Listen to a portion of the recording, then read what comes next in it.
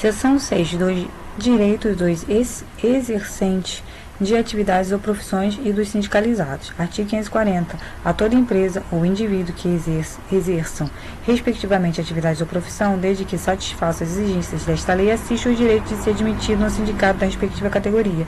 Parágrafo 1º. Perderá os direitos de associado ou sindicalizado que, por qualquer motivo, deixar o exercício de atividade ou de profissão. Parágrafo 2º. Os associados de sindicatos, de empregados, de agentes ou trabalhadores autônomos e de profissões liberais que forem apresentados e estiverem em desemprego ou falta de trabalho ou tiverem sido convocados para prestação de serviço militar não perderão os respectivos direitos sindicais e ficarão isentos de qualquer contribuição, não podendo, entretanto, exercer cargo de administração sindical ou de representação econômica ou profissional.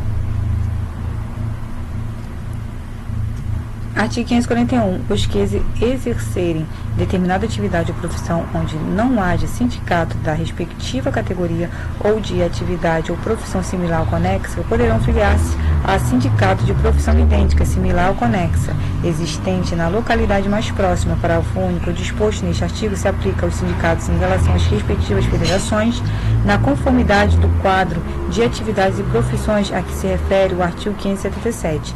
Artigo 542. De todo o ato lesivo de direitos ou contratos a esta lei, emanado da diretoria, do conselho ou Assembleia Geral da entidade sindical, poderá qualquer excedente de atividade ou profissão recorrer dentro de 30 dias para a autoridade competente do Ministério do Trabalho, Indústria e Comércio.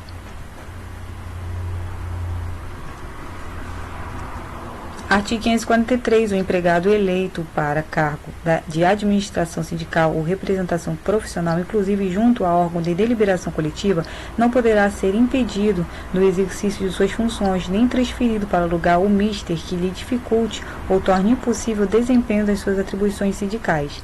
Parágrafo 1º. O empregado perderá o mandato se a transferência for por ele solicitado voluntariamente aceita. Parágrafo 2º. Considera-se de licença não remunerada, salvo assentimento da empresa ou cláusula contratual, o tempo em que o empregado se ausentar do trabalho no desempenho das funções a que se refere este artigo.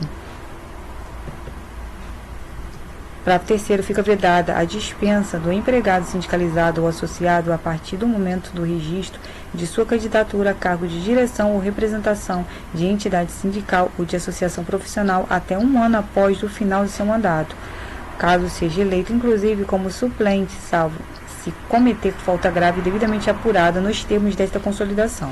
Parágrafo 4º. Considera-se cargo de direção ou de representação sindical aquele cujo exercício ou indicação decorre de eleição prevista em lei.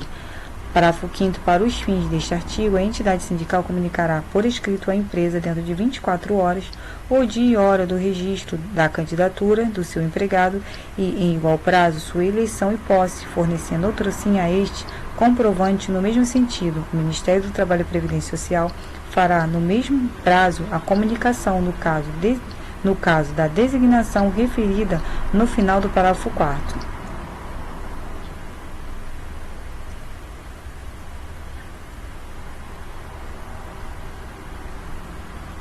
Parágrafo 6º. A empresa que, por qualquer modo, procurar impedir que o empregado se associe a sindicato, organize associação profissional ou sindical ou exerça os direitos inerentes à condição de sindicalização, fica sujeita à penalidade prevista na letra A do artigo 553, sem prejuízo da reparação a que tiver direito o empregado.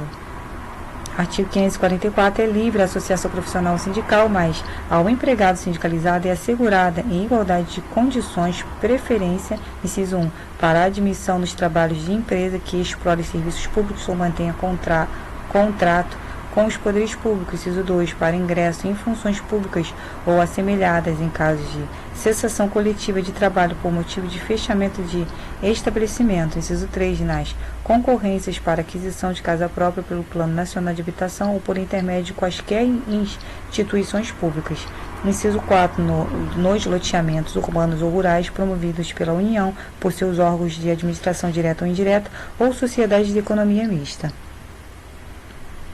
Inciso 5. Na locação ou compra de imóveis de propriedade de pessoa de direito público ou sociedade de economia mista, quando sob ação de despejo em tramitação judicial. Inciso 6. Na concessão de empréstimos simples concedidos pelas agências financeiras do governo